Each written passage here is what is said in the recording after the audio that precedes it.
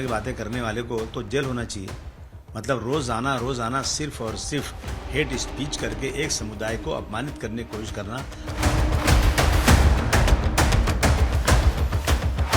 देवेंद्र फडणवीस साहब से कि क्या आपने इनको छूट दिया है कहने के लिए? क्या आपको लगता है इससे फायदा होने वाला है? अगर इससे फायदा होगा सरकार बन जाना है तो भाड़ में गए ऐसी सरकार, भाड़ में गए ऐसे लोग जो लोग नफरत की बुनियाद पर सरकार बनाना चाहते हैं।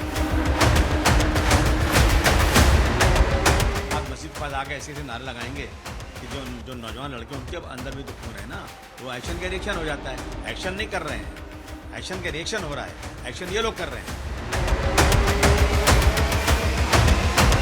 बीजेपी के विधायक नितेश राणे ने महाराष्ट्र के रत्नागिरी में एक फिर से नया विवादित बयान दिया है। उनका कहना है कि अगर हिंदू लोगों को छेड़ा जाएगा, भगवा झंडे को छेड़ा जाएगा, तो जितने भी मस्जिद है वहां से हरे झंडे हटाकर भगवा झंडा लगा देंगे। इस तरीके के भड़काऊ भाषण उन्होंने दिया है। हमारे साथ बात करने के लिए महाराष्ट्र समाजवादी पार्टी के अध्यक्ष और विधायक अबू आजमी जी हैं।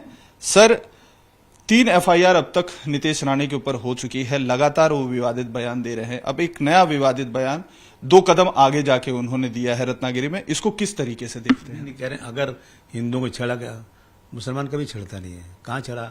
आप जो है आप जबरदस्ती बोले जा रहे हो उस तरह से। हम तो मुसलमान तो हिंदू मुस्लिम की एकता पे हमेशा विश्वास रखता है, गंगा जमुनी तहजीब पे विश्वास रखता है। और आप बोले जा रहे हो क्या सीएम साहब, क्या हमारे आदरणीय देवेंद्र फडणवीस साहब इसकी भाषण नहीं सुन रहे हैं? इस तरह की बातें कर रहा हो आदमी। इस तरह की बातें करने वाले को तो जेल होना चाहिए। मतलब रोजाना सिर्फ और सिर्फ हेट स्पीच करके एक समुदाय को अपमानित करने की कोशिश करना, और फिर अगर यहां से कोई जवाब आएगा तो फिर उस पर केस दर्ज करना और इनको छोड़ देना। ये तो मैं समझता हूं कि एक बहुत बड़ा भोंदा मजाक हो रहा है कानून का। मैं निवेदन करता हूं देवेंद्र फडणवीस साहब से कि क्या आपने इनको छूट दिया है कहने के लिए? क्या आपको लगता है इससे फायदा होने वाला है? अगर इससे फायदा होगा सरकार बन जाना है तो भाड़ में गए ऐसी सरकार, भाड़ में गए ऐसे लोग जो लोग नफरत की बुनियाद पर सरकार बनाना चाहते हैं। ये कोई मतलब नहीं हुआ। आप इनकी अगर आप सचमुच भारतवर्ष के संविधान को मानते हैं तो तुरंत इनकी सिक्योरिटी हटा दीजिए इनकी, और इनको जो है ना आतंकवाद के केस में बंद कीजिए, क्योंकि आतंक फैला रहे चारों तरफ। सिर्फ बम ब्लास्ट करना, बम से मारना ये आतंकवाद नहीं है, ये भी आतंक फैलाने काबिल है। तुरंत ऐसे लोगों की जबान बंद कीजिए। जब सुप्रीम कोर्ट ने कहा कि 100 मोटो केस होना चाहिए हेट स्पीच के ऊपर, तो 3 केस इन पे हुआ है। उस केस का मतलब क्या होता है? उससे क्या होता है? आप ऐसा केस कीजिए जिसमें जमानत ना होने पाए। और मैं एक बार नहीं 50 बार ये कह चुका हूं कि अगर इस तरह के केसेस, इस तरह के वक्तव्य के ऊपर, इस हेट स्पीचेस के ऊपर किसी देवी देवता, किसी मंदिर मस्जिद और कहीं मुस्लिम इस तरह की बातें करने वाले को अगर आप टेररिज्म के कानून बंद करेंगे तो फडणवीस साहब, मैं आपकी बहुत इज्जत करता हूं। देश, आपके महाराष्ट्र या पूरे देश में जो है ना 60 से 70% लॉ एंड ऑर्डर की सिचुएशन खत्म हो जाएगी। सर, अभी नितेश राणे ये भी कह रहे हैं कि जो हमारे गणपति के विसर्जन होते हैं या दूसरे जो निकलते हैं उसमें आप लोग पत्थरबाजी करते हैं। क्या कभी किसी हिंदू ने उर्स का जो निकलता है जुलूस, उसके ऊपर कहीं कोई पत्थरबाजी किया है, या दूसरा कोई आयोजन होता है उसमें कोई पत्थरबाजी करता है? वो तो ये चुनौती दे रहे हैं कि नवरात्र में अगर विसर्जन के दौरान कहीं कुछ किया गया तो फिर किसी भी ताजिया और किसी के जो है उर्स के मेले को हम लोग सुरक्षित जो जुलूस जाती है नहीं जाने देंगे, इस तरीके की लाइन। ये झूठ बोलते हैं, बहुत बड़ा झूठ बोलते हैं। कभी भी मुसलमान किसी गणपति या किसी भी ऐसी रैली पर जो हिंदू भाई निकालते हैं, पत्थर मार ही नहीं सकता है, कोई सवाल ही पैदा नहीं होता है। लेकिन जब आप मस्जिद के बाहर आकर वहां डीजे बजाएंगे जोर से और मना करने पर आप कहेंगे कि मस्जिद में घुस करके झंडा लगाऊंगा, इमाम को निकाल के मारेंगे, कुरान शरीफ जलाएंगे, ऐसे वाकयात जब होते हैं ना तो फिर एक्शन का रिएक्शन होता है। कभी आप नेवर, कभी नहीं। मुसलमान, मैं डर के नहीं बोल रहा हूं इनसे क्या डरूं मैं? इनसे डरूंगा क्या? मैं सच्चाई बोल रहा हूं कि मुसलमान इनको ठंडा पानी और शरबत पिलाना चाहता है।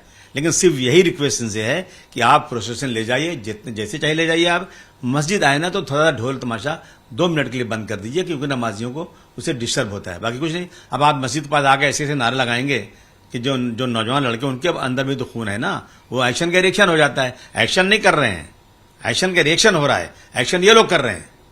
लेकिन सर वो तो कह रहे हैं एक्शन सामने की तरफ से आ रहा है और जो राष्ट्रवादी मुस्लिम है, जो देशभक्त मुस्लिम है, वो उनके खिलाफ नहीं है। नीतीश राणे या जो उनकी सोच है वो उसके खिलाफ नहीं है। जो जिहादी सोच के मुसलमान हैं या जो देश में अशांति फैलाना चाहते हैं, ये चुनौती उनके खिलाफ है। ये लोग जानबूझकर अपने आदमियों से पत्थर फेंकवाकर मुसलमानों का नाम लेते हैं। मुसलमान कभी पत्थर मार ही नहीं सकता। इस देश में रहने वाला मुसलमान देश से प्यार करता है। अगर उससे देश से नफरत होती तो चला जाता पाकिस्तान। उसके बाप दादाओं ने पाकिस्तान को लात मारा और भारतवर्ष के जिंदाबाद नारा लगाया है। ये लोग जो है ना, सिर्फ और सिर्फ जो है रोज छेड़ रहे हैं। कुछ ऐसा कहें कि ये लोग कुछ बोले, आप एक्शन मत कीजिए, कोई एक्शन नहीं होने वाला नहीं है। इसके लिए आप किसको जिम्मेदार समझते हैं सर? जो एफआईआर दर्ज हो रहे हैं और कोई कार्रवाई नहीं हो रही है। देवेंद्र फडणवीस भी जो है लगातार सारी चीजों को मॉनिटर कर रहे हैं, उप मुख्यमंत्री के साथ गृह मंत्री भी हैं, कैसे देखते हैं? मेरा कहना है ना, मैं देवेंद्र फडणवीस साहब की बहुत इज्जत करता हूं, बहुत सम्मान करता हूं। अगर ये सब नफरत के बल पर सरकार बनने ना, तो ऐसी सरकार नहीं कही जाती। ऐसी सरकार बना के फायदा भी नहीं है। आप देश में जो शख्स भी नफरत की बात करता है, हेट स्पीचेस करता है, दो समुदाय के बीच में जबरदस्ती दंगा करवाना चाहता है, ऐसे लोगों को सड़क पर नहीं, ऐसे लोगों को विधानसभा में नहीं बल्कि जेल में रहना चाहिए। सर, इनसे बात करने के बहुत बहुत शुक्रिया। तो ये थे अबू आजमी, जिनका साफ तौर पर कहना है कि जो लोग हेट स्पीच देते हैं, दो समुदायों के बीच में अलगाव करने की कोशिश करते हैं, हिंसा भड़काने की कोशिश करते हैं, उनकी जगह विधानसभा नहीं, उनकी जगह जेल है और उनके खिलाफ सख्त कार्रवाई करनी चाहिए, ऐसी मांग देवेंद्र फडणवीस से कर रहे हैं। दोबारा से भड़काऊ बयान दिया है, एफआईआर दर्ज हो चुकी हैं, कार्रवाई नहीं हो रही है, लेकिन बयानों का जो सिलसिला है वो लगातार नीतीश राणे का जारी है। रत्नागिरी में दिए इस बयान को कैसे देखते हैं? देखिए, कोई उनके बयानों को सीरियस नहीं लेता, कोई घास नहीं डाल रहा है, तो वो अभी चाह रहे कि वो इस हद तक गिर जाएंगे, तो हम तो उनकी बात का जवाब मैं समझता हूँ कि देना मेरी डिग्निटी के बहुत नीचे। मैं ऐसे गंदे, बेबुनियाद और जो गिरे हुए बयान होते हैं उनको मैं जवाब देना भी मुनासिब नहीं समझता, क्योंकि ये सोचते कि मैं बोलूँगा तो मेरे को पब्लिसिटी मिलेगी, मेरा टीवी दिखाएगा, मेरा सोशल मीडिया पे चलेगा, लेकिन उन काय के लिए उनको घास डाले। अब वो तो राज्य के अंदर मुख्यमंत्री है, देवेंद्र फडणवीस जी बैठे हुए हैं, अब उनको संज्ञान लेना चाहिए कि अगर उनको रोकना है नहीं रोकना है। अगर इस तरह के बयानबाजी से अगर राज्य का माहौल खराब होगा तो जवाबदारी सरकार की होगी ना, तो सरकार को उचित स्टेप लेना चाहिए। अब इनके खिलाफ एफआईआर भी है, एफआईआर होने के बावजूद इनको हिरासत में नहीं लेते। और देवेंद्र फडणवीस जी तो मैं सुना है कॉन्क्लेव में बोल रहे थे कि ठीक है, नहीं वो तो बात करेंगे, हम रोक नहीं सकते। तो आप क्या चाहते हो? महाराष्ट्र के अंदर अराजकता फैलाना चाहते हो? आप धार्मिक भावनाओं को ठेस पहुंचा के आप अपनी सियासत सीखना चाहते हो क्या? तो इस तरह की भाषणबाजी करके सिर्फ दिखाना चाहते। देखिए, हमारे मुंह में भी जुबान है, हम भी उनके नेताओं के बारे में इससे ज्यादा अच्छे अच्छे शब्द का इस्तेमाल कर सकते हैं, मगर हम नहीं चाहते कि हम इस तरह की घटिया और घिनौनी राजनीति करें। और हम तो सरकार को मेमोरेंडम भी दिया है हमने कि जो इस तरह की बयानबाजी कर रहे हैं, हमारे हुजूर की शान में गुस्ताखी जो की रामगिरी, उसके खिलाफ भी एफआईआर करे, उसको अरेस्ट करे, इनके खिलाफ भी एफआईआर को अरेस्ट करो। मगर सरकार चाहती नहीं है, बीजेपी सरकार चाहती है कि महाराष्ट्र में चुनाव के पहले कुछ पोलराइज करे, कुछ ऐसा हिंदू मुसलमान करे जिससे उनको फायदा हो। तो सरकार की जवाबदारी बनती है कि इस तरह के बयानबाजी जो कर रहे हैं लोगों को रोके, वरना पूरी जवाबदारी सरकार की होगी।